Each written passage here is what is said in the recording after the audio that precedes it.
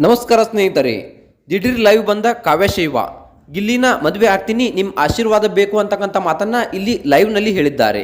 So ಈ ಒಂದು video ನಿಜಾನ ಸುಳ್ಳ ಅಥವಾ ಈ ಒಂದು ವಿಡಿಯೋ ಅಥವಾ ನಿಜಾನ ಸುಳ್ಳ ಅಂತಕ್ಕಂಥ ಎಲ್ಲರ ಸಂಪೂರ್ಣವಾದ ಮಾಹಿತಿಯನ್ನು ಈ ಒಂದು ವಿಡಿಯೋದಲ್ಲಿ ತಿಳಿದುಕೊಂಡು ಬರೋಣ. ವಿಡಿಯೋ ಇಷ್ಟ ಆದರೆ ಲೈಕ್ ಮಾಡಿ, ಶೇರ್ ಮಾಡಿ, ಹಾಗೆ ಸಬ್ಸ್ಕ್ರೈಬ್ ಮಾಡೋದ್ರ ಮೂಲಕ ನಮಗೆ ಸಪೋರ್ಟ್ ಮಾಡಿ. ಹಾಗಿದ್ರೆ ತಡ ಯಾಕೆ ಮಾಡೋದು, ಬನ್ನಿ ವಿಡಿಯೋನ ಸ್ಟಾರ್ಟ್ ಮಾಡೋಣ. ಹೌದು ಸ್ನೇಹಿತರೆ, ಕಾವ್ಯಶೈವ ಅವರು ಲೈವ್ ಬಂದಿದ್ರು. ಅದರಲ್ಲಿ ಕಾವ್ಯಶೈವ ಅವರು ನಾನು ನಿಮ್ಮನ್ನು ತುಂಬ ಮಿಸ್ ಮಾಡ್ಕೊಳ್ತಾ ಇದ್ದೀನಿ ಅಂತಕ್ಕಂಥ ಮಾತನ್ನ ಇಲ್ಲಿ ಹೇಳಿದ್ರು. ಹೌದು, ನಾನು ಗಿಲ್ಲಿನ ತುಂಬ ಮಿಸ್ ಮಾಡ್ಕೊಳ್ತಾ ಇದ್ದೀನಿ, ಹಾಗೆ ಬಿಗ್ ಬಾಸ್ನಲ್ಲಿ ಎಲ್ಲರನ್ನೂ ನಾನು ತುಂಬಾ ಮಿಸ್ ಮಾಡ್ಕೊಳ್ತಾ ಇದ್ದೀನಿ ಅಂತಕ್ಕಂಥ ಮಾತನ್ನ ಇಲ್ಲಿ ಕಾವ್ಯಶೈವ ಅವರು ಹೇಳಿದ್ರು. ಹೌದು ಸ್ನೇಹಿತರೆ, ನನಗೆ ಗಿಲ್ಲಿ ತುಂಬಾ ರೇಗಿಸ್ತಾ ಇದ್ದ. ಎಲ್ಲರಿಗೂ ಕಾವು ಕಾವು ಅಂತ ನನ್ನ ಹಿಂದೆ ಬೀಳ್ತಿದ್ದ.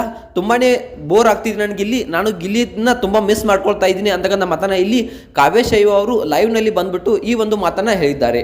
ಈ ಒಂದು ವಿಡಿಯೋ ಸಖತ್ ಎಲ್ಲೆಡೆ ವೈರಲ್ ಆಗ್ತಿದೆ.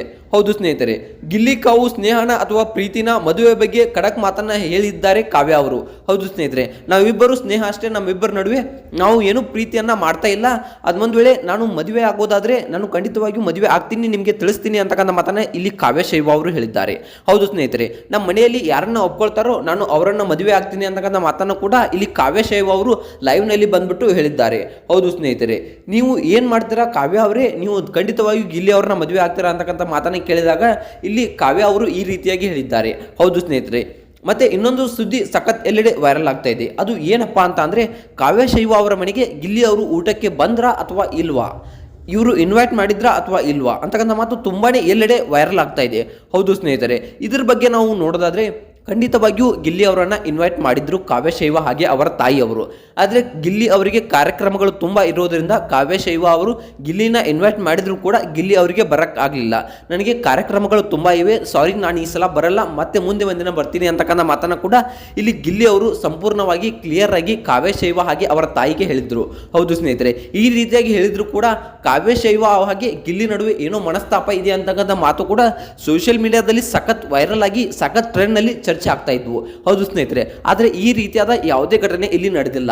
ಯಾಕಂದ್ರೆ ಗಿಲ್ಲಿ ಅವರು ತುಂಬಾನೇ ಬ್ಯುಸಿ ಶೆಡ್ಯೂಲ್ ನಲ್ಲಿ ಇದ್ದಾರೆ. ಪ್ರತಿಯೊಂದು ಕಾರ್ಯಕ್ರಮಗಳು ತುಂಬಾನೇ ಅವರಿಗೆ ಇವೆ. ಈ ಕಾರಣ ಆದ್ದರಿಂದ ತುಂಬಾನೇ ಕಾರ್ಯಕ್ರಮಗಳು ಇರೋದ್ರಿಂದ ಅವರು ಹೋಗಕ್ಕೆ ಆಗಿಲ್ಲ ಊಟಕ್ಕೆ. ಹೌದು ಸ್ನೇಹಿತರೆ, ಹೀಗೆ ಊಟಕ್ಕೆ ಹೋಗಕ್ಕೆ ಆಗದೆ ಇರೋದ್ರಿಂದ ತುಂಬಾನೇ ಸಖತ್ ಸೋಷಿಯಲ್ ಮೀಡಿಯಾದಲ್ಲಿ ಚರ್ಚೆಗಳು ಆಗ್ತಾ ಇವೆ.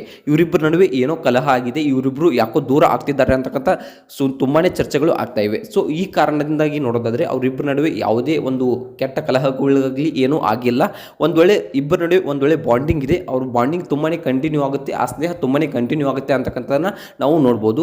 ಸೊ ಈ ವಿಡಿಯೋ ಬಗ್ಗೆ ನಿಮ್ಗೆ ಏನಿಸುತ್ತೆ, ವಿಡಿಯೋ ಇಷ್ಟ ಆದರೆ ಲೈಕ್ ಮಾಡಿ, ಶೇರ್ ಮಾಡಿ, ಹಾಗೆ ಸಬ್ಸ್ಕ್ರೈಬ್ ಮಾಡೋದ್ರ ಮೂಲಕ ನಮಗೆ ಸಪೋರ್ಟ್ ಮಾಡಿ. ವಿಡಿಯೋ ಬಗ್ಗೆ ಏನಿಸುತ್ತೆ ಅಂತ ಕಮೆಂಟ್ ಮಾಡಿ. ಒಂದು ವೇಳೆ ಫೇಸ್ಬುಕ್ ಪೇಜ್ನಲ್ಲಿ ನೋಡ್ತಾ ಇದ್ರೆ ನಮ್ಮ ಪೇಜ್ನ ದಯವಿಟ್ಟು ಫಾಲೋ ಮಾಡಿ.